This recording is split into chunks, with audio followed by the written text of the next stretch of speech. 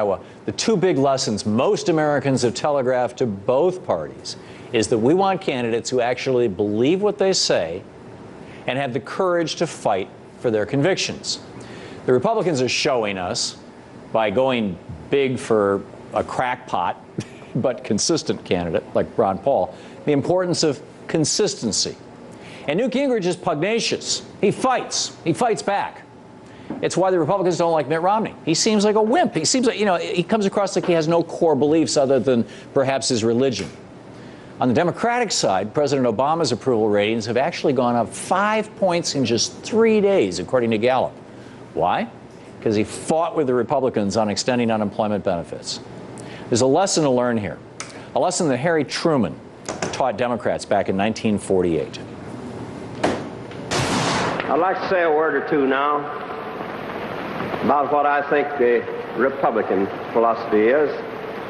The Republican Party, as I said a while ago, favors the privileged few and not the common everyday man.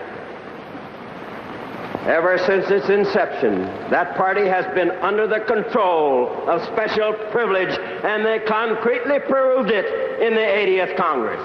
The people know the Democratic Party is the people's party, and the Republican Party is the party of special interest, and it always has been and always will be.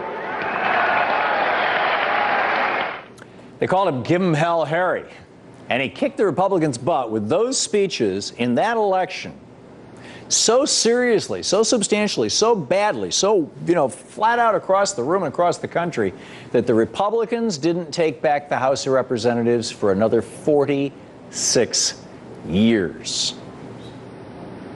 One of the things that we can see both in the Republican primaries and in this bounce in numbers now that President Obama has stood up to the Republicans and basically kicked their butts, with the headlines like, Obama trounces Republicans and things like that, is that Americans like a fighter, especially a fighter who believes in what he has to say, or she has to say. In this case, Michelle Bachmann, she as well.